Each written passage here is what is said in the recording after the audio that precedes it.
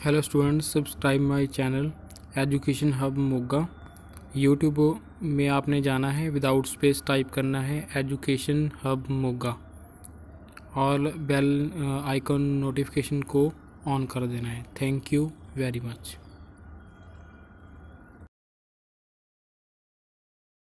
Good morning students. Today we will read lesson 3rd of history, rural life and society. ਪੇਂਡੂ ਜ਼ਿੰਦਗੀ ਅਤੇ ਸਮਾਜ। Before the British established themselves as the colonial ruler in India, most of the villages were self-sufficient. They were governed by village panchayat at the would look after the administration and resolve dispute. The village would pay the land revenue to the king that was collected by an official who was an integral part of the village administration. During the Mughal period, the land was assessed and taxes were implemented accordingly.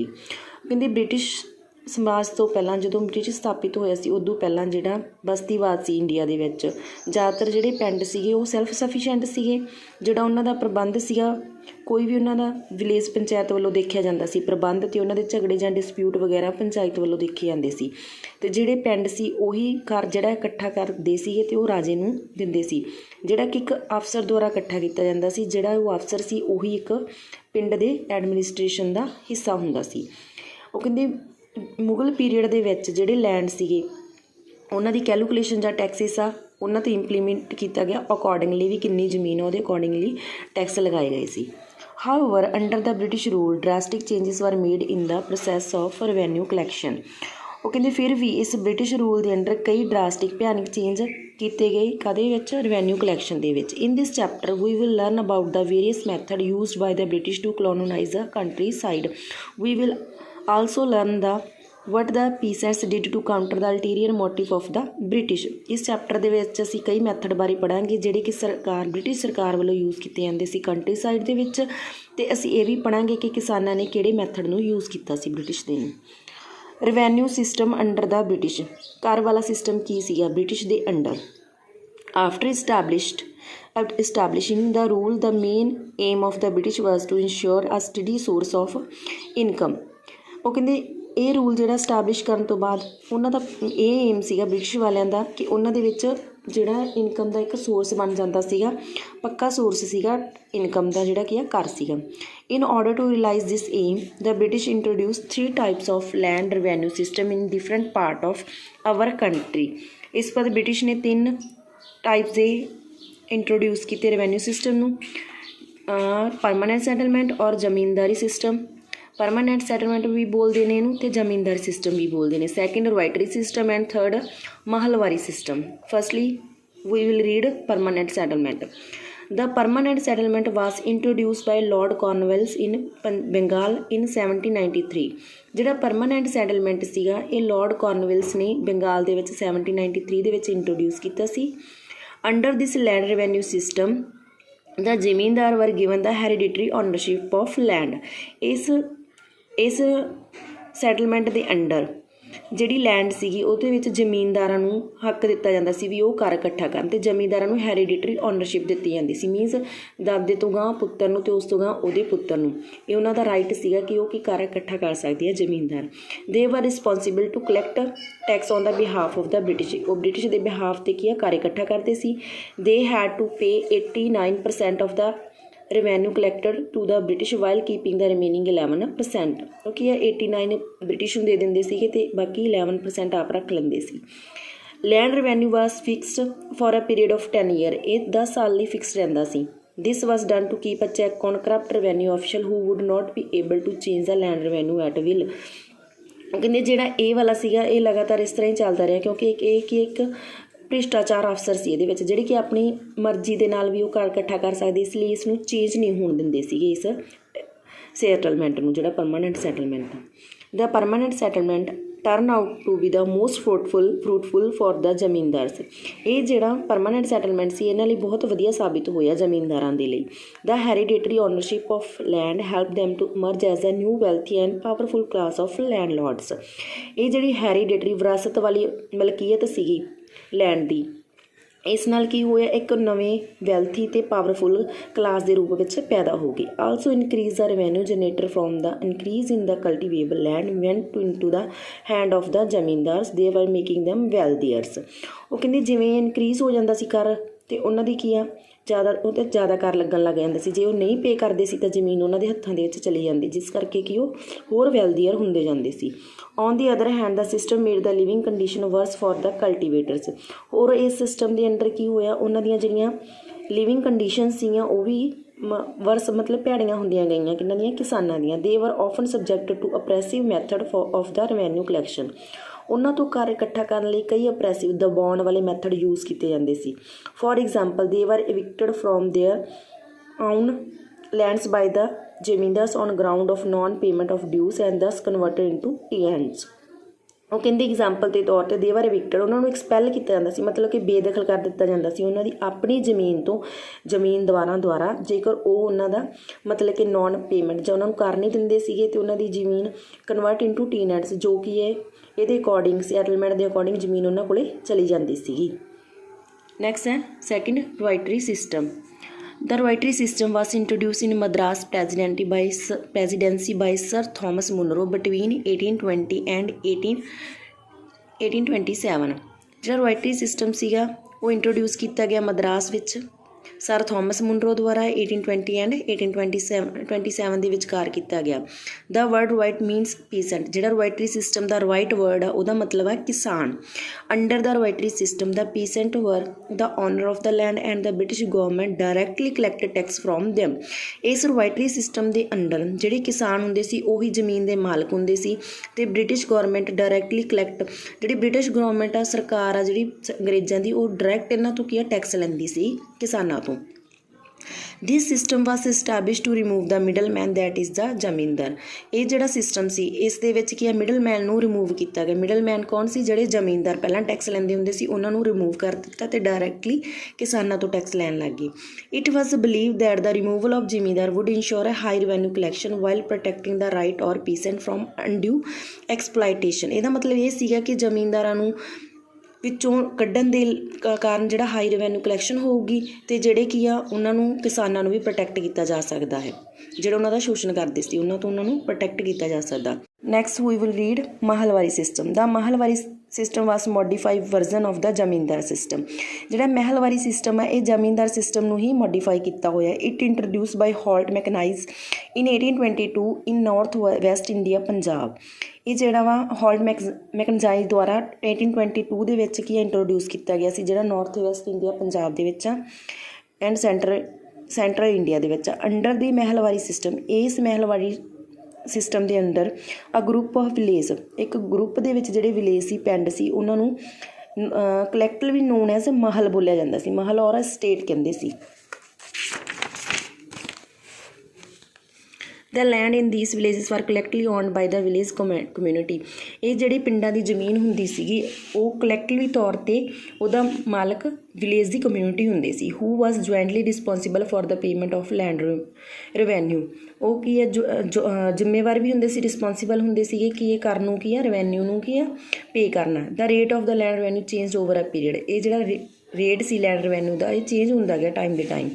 The high land revenue made the peasant community impoverished and dependent on money lenders. This exploitation frustrated and angered the peasant who expressed themselves by rebelling against the land revenue system।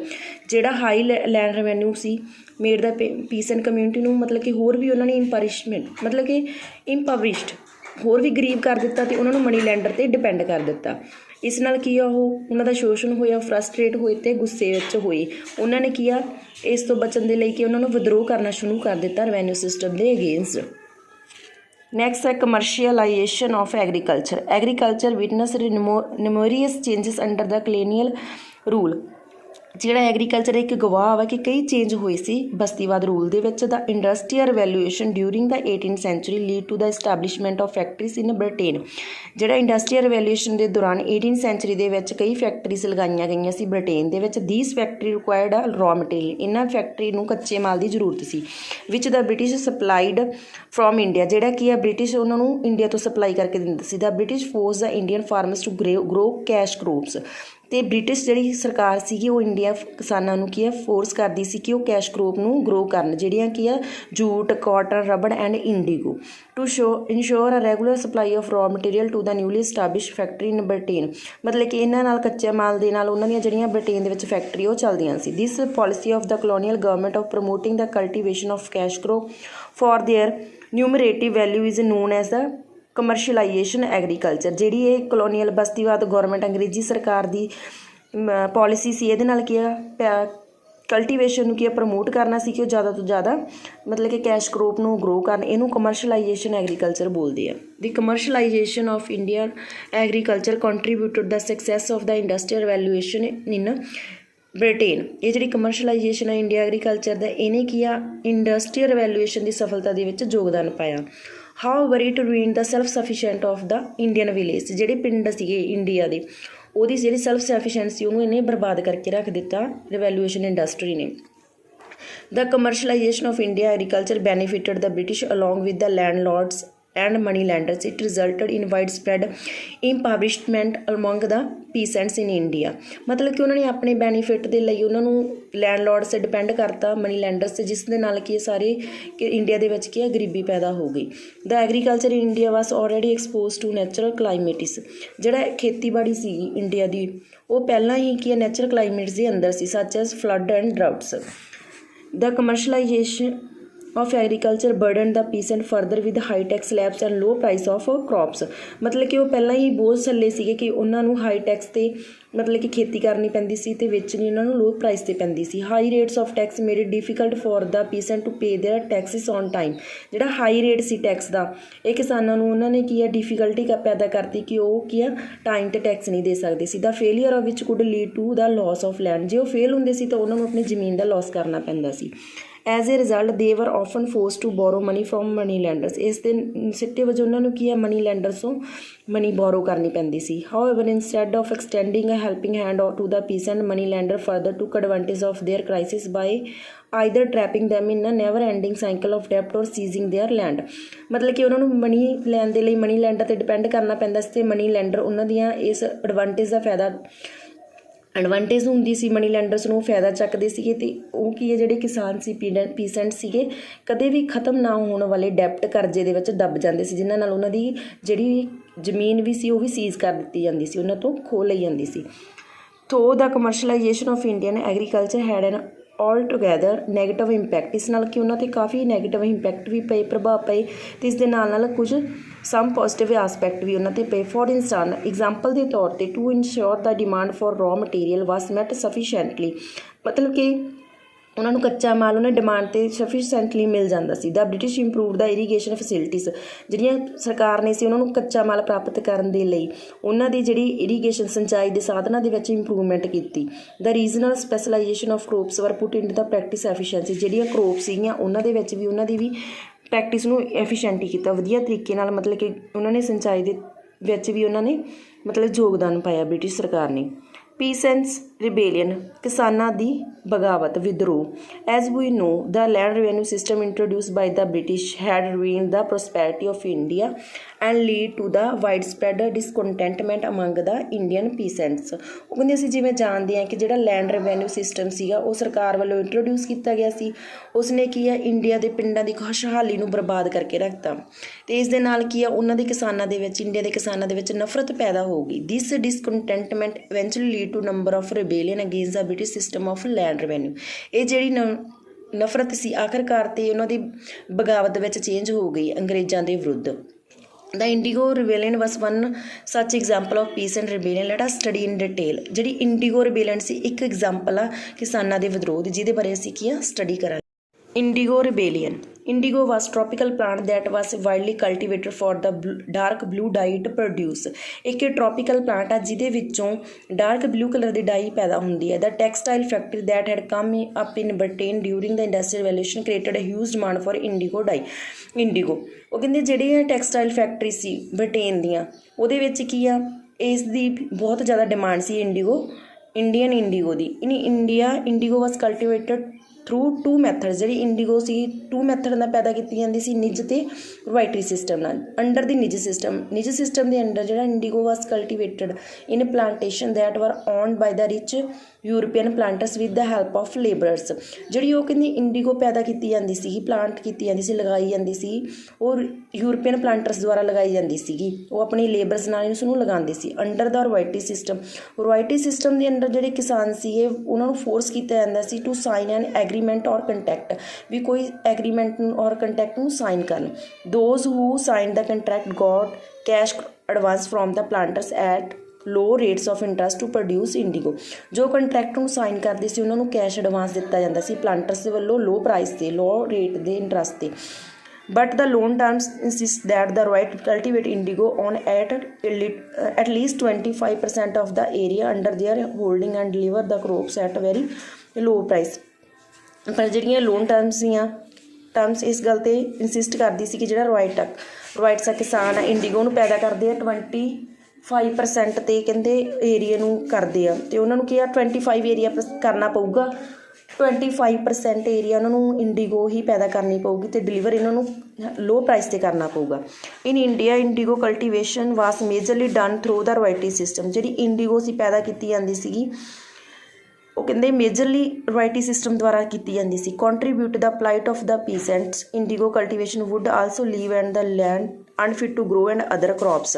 ਇਸ ਤਰ੍ਹਾਂ ਕੀ ਹੈ ਉਹਨਾਂ ਦੀ ਕਿਸਾਨਾਂ ਦੀ ਮਤਲਬ ਕਿ ਪਲਾਈਟ of ਪੀਸੈਂਟ ਉਹਨਾਂ ਦੀ ਤਰਸਯੋਗ ਹਾਲਤ ਐਂਡ ਇੰਡੀਗੋ ਕਲਟੀਵੇਸ਼ਨ ਇੰਡੀਗੋ ਨੂੰ ਪੈਦਾ ਕਰਨਾ ਉਹਨਾਂ ਲਈ ਕੀ ਆ ਲੀਵ ਦਾ ਲੈਂਡ ਅਨਫਿਟ, ਮਤਲਬ ਕਿ ਹੋਰ ਕਰੋਪ ਦੇ ਲਈ ਉਹਨਾਂ ਦੀ ਜਿਹੜੀ ਫਸਲ ਆ ਅਨਫਿਟ ਨਹੀਂ ਸੀ। ਕੁਐਂਟਲੀ ਸਿੱਟੇ ਵਜੋਂ the cultivation trap the peasant in a never ending cycle of the ਡੈਪਟ। ਜਿਹੜੇ ਕਿਸਾਨ ਸੀਗੇ ਨਾ ਖਤਮ ਹੋਣ ਵਾਲੇ ਕਰਜ਼ੇ ਦੇ ਸਾਈਕਲ 'ਚ ਫਸ ਗਏ as they were unable to pay back the loans taken for indigo cultivation. ਜਦੋਂ ਕਿ ਉਹ ਅਯੋਗ ਹੋ ਜਾਂਦੇ ਸੀਗੇ ਉਹਨਾਂ ਦਾ ਲੋਨ ਵਾਪਸ ਕਰਨ ਦੇ ਵਿੱਚ ਤਾਂ ਉਹਨਾਂ ਨੂੰ ਕਰਜ਼ਾ ਲੈਣਾ ਪੈਂਦਾ ਸੀ। The inhuman condition created by indigo plantation for the Indian peasant lead to the indigo rebellion of Bengal in 1859 and 60।